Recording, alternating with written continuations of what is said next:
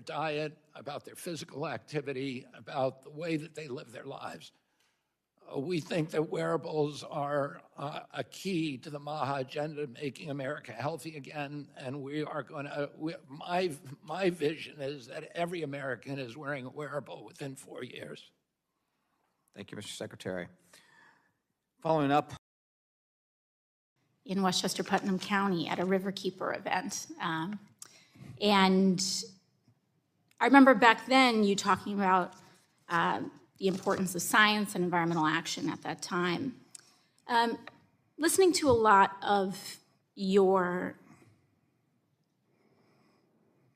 discussion and a lot of the messages that you provide to people, you talk a lot about corporate influence and corruption in government. And this is an area that's very important to me, and it's an area that I do a lot of work in. I am, as a public servant, completely financially divested of any conflicts of interest with any healthcare companies, any stocks, any lawsuits that I would financially benefit from. Are you?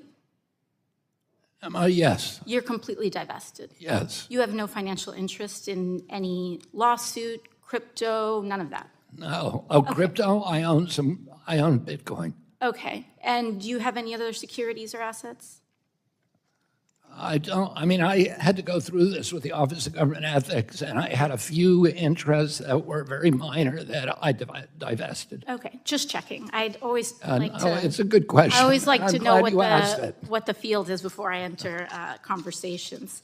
So thank you for that. In the healthcare space, something that we've both spoken to is that some of the worst actors are in the for-profit medical space.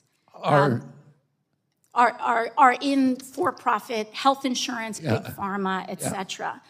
And one of the worst companies, actually, is United Healthcare in this respect. United Healthcare is the largest health insurance company in the country. They are the largest employer of doctors and own thousands of pharmacies, clinics, surgery centers, and home health agencies, as well as hospice providers. Secretary Kennedy, are you aware that President Trump's Department of Justice is reportedly investigating United Healthcare for criminal insurance fraud in some of their for-profit health insurance plans, like Medicare Advantage? I'm not aware of that investigation. You are not aware that the Trump Department of Justice is investigating the largest insurance company in America that... No, I'm not aware of... For fraud in Medicare Advantage? No, I'm not aware of that. That you have jurisdiction over? It doesn't surprise me. Okay. In your submitted testimony, you said HHS takes seriously our role as responsible stewards of taxpayer dollars. Are you aware that for-profit insurance corporations like United Healthcare have been found to be defrauding public dollars of more than $80 billion a year? I'm not aware of that number, but I'm aware that there's fraud across the for-profit sector. Respectfully, Secretary Kennedy, if we're making decisions around waste, fraud, and abuse, this is the largest source of waste, fraud, and abuse of public dollars in the public insurance space. Did you say $80 million? $80 billion a year. Did you say 80 million or 80 billion? 80 with a B. Billion. With a B. Yeah. If that's the case, why did you nearly double the rate that taxpayer dollars give for-profit insurance companies like United next year, if you don't know those things? Double the rate? How did I do that? So your agency nearly doubled the taxpayer dollars that for-profit insurance corporations like United will be paid next year, meaning these companies, the largest of whom is under investigation, criminal investigation by the Trump administration, will be receiving an additional $25 billion from your agency. How is that happening?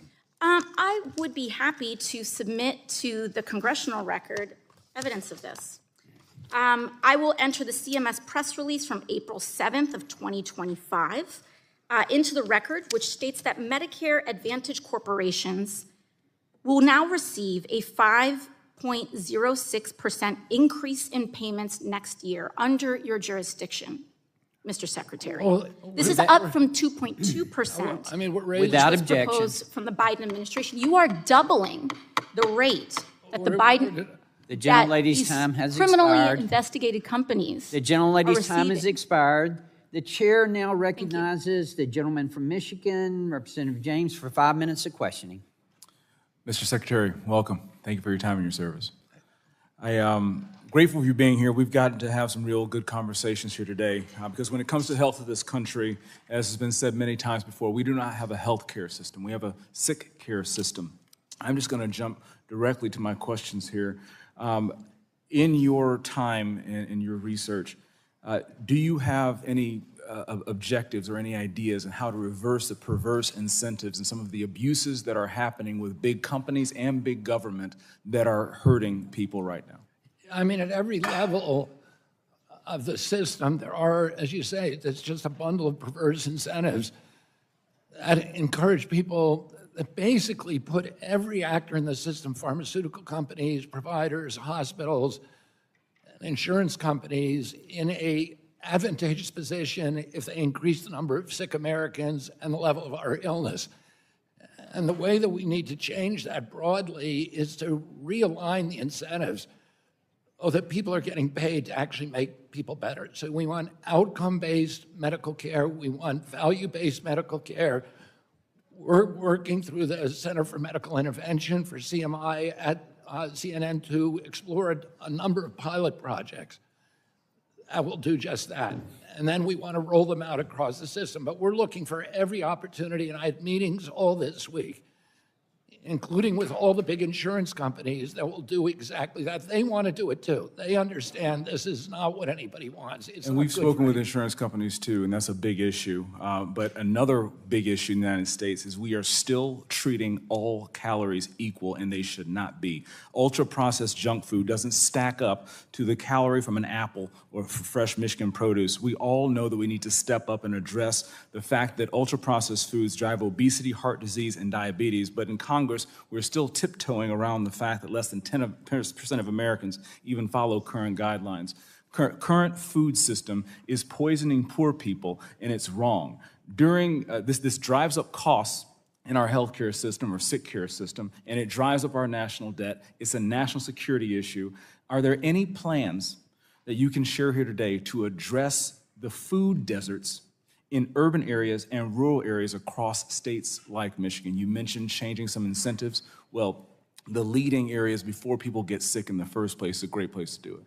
Yes, Congressman, the first thing that we need to do is to recalibrate the dietary guidelines, and those are due in December. We got a 453-page document from the Biden administration that was just the product of the same kind of industry control that put Fruit Loops at the top of the food pyramid. And we're now going to give Americans a 4 or 5-page document that tells them what they should be looking for, particularly in their locality.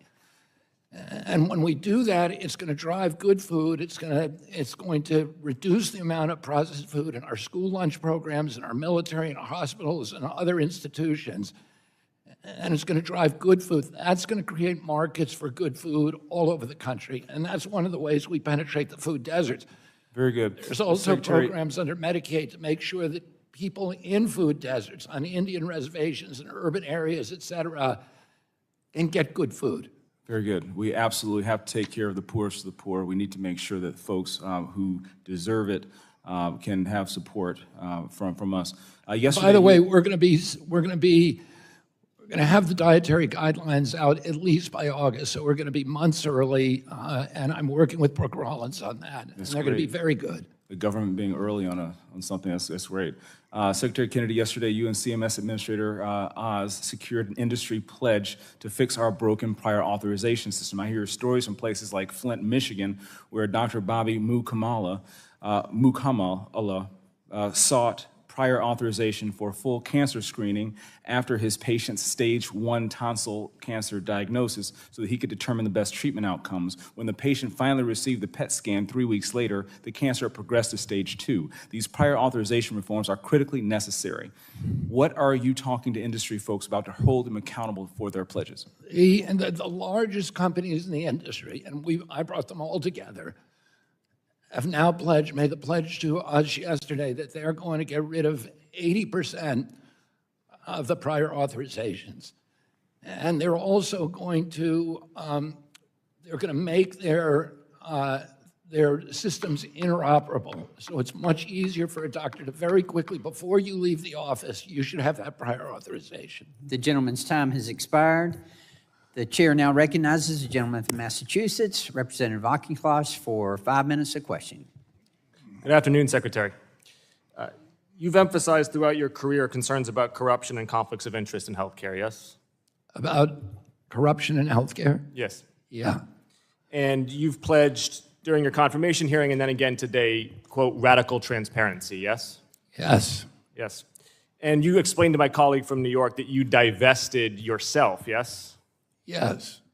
And you fired the 17 members of ACIP because you think they have conflicts of interest, yes? Yes. And do you think that everybody within Health and Human Services at a senior level should hold themselves to a standard of radical transparency and divestment? Well, I'm going to hold them to that standard, but So not everybody should hold themselves to a standard of yeah, radical everybody, and the OGE makes them all divest. So everybody should divest and everybody should be radically transparent. Who works for you? Yes. Yes. And does that include people who have involvement in Health and Human Services policymaking, even if they're not in your department? Would you want them to be radically transparent as well? I don't have any control over anybody except those in my department. Well, I think you do. Let's talk, though, about how radically transparent you have been to date, because I want to ensure for the American public that they're getting what you pledged. Mr. Kelly Means is a special government employee. He's also a White House advisor. You know him well. He actually introduced you to Donald Trump. And he's the founder and the owner of TrueMed. Now, TrueMed is a company that sells saunas and supplements and maybe medical devices that you described to people using pre-tax dollars. And he has described his mission as routing federal funds away from health insurance programs towards these health savings accounts. Now, Mr. Means has tremendous influence over Medicare and Medicaid based on the executive order on Making America Healthy Again and the One Big Beautiful Bill, which both call for the expansion of HSA usage for these wellness and supplement products. So that's a direct revenue stream for his company while he's working in the government. So my question is, would you require Mr. Means to sign the financial disclosure forms that you're very familiar with? I have no power to do that, but I find it interesting that you bring that up. I'm going to reclaim my time. Pharmaceutical companies have been in the White House for generations. This is none of you my time, about Secretary, my time. Would you require, in keeping with radical transparency, that this individual who you're very close with, who has a major role in shaping MAHA agenda, and you have said so yourself publicly and many times, would you require him, before working on the MAHA agenda, that he sign those disclosure forms? I have no power to require that. I can require people in my agency, and I've done that. Will you continue to work with him if he does not sign those forms? With Mr. Means, will you continue working with him if he does not sign those forms? I work with everybody, including all the pharmaceutical companies. Do you think that he should respond to the letter that I wrote? Do you think that he should respond to the letter that I wrote requiring him, or asking him, I should say, to be transparent about potential conflicts of interest between TrueMed and CMS and the MAHA agenda? Is that something that he should do, in your opinion, in keeping with divestment? I mean, because you've said, sir. You wrote me a letter? He said, sir, you said before. Are you saying you wrote me a letter? I wrote Mr. Means a letter asking him to respond. Do you think he should respond? That's between you and him. As I said, there's been pharmaceutical companies for generations in the White House, and nobody complained about it. Secretary, you said that everybody who works on health policy should follow high standards of radical transparency and divestment. So I've asked him questions about whether he's done that. Should he, in keeping with what you just said at the top of this, should he be radically transparent?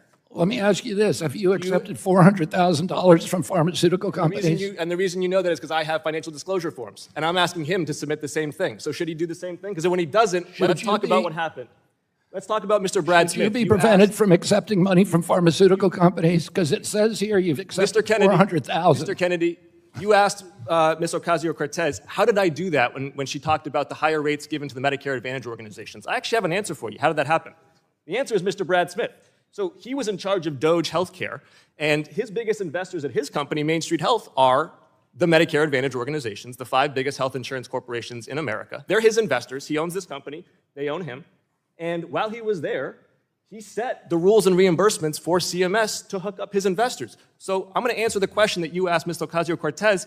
It is because of conflicts of interest. Do you think that CMS should continue to do business with Main Street Health under your watch? Is that radically transparent? Are you saying that we should cut Medicare Advantage? Do you think that Main Street Health should continue to do business with Medicare and Medicaid given the conflicts of Are you interest? saying we should cut Medicare Advantage? Mr. Kennedy, your dissembling and diversion distracts from the fact that you refuse to be radically transparent with He either didn't give Mr. any Eames or Mr. Smith. I'm going to he- enter for the record now documents You didn't give any money to substantiate these United. claims. Auchincloss oversight letters to Means and the Board of TrueMed and Main Street, Without Secretary's objection, all submitted. the gentleman's time has expired. The chair now recognizes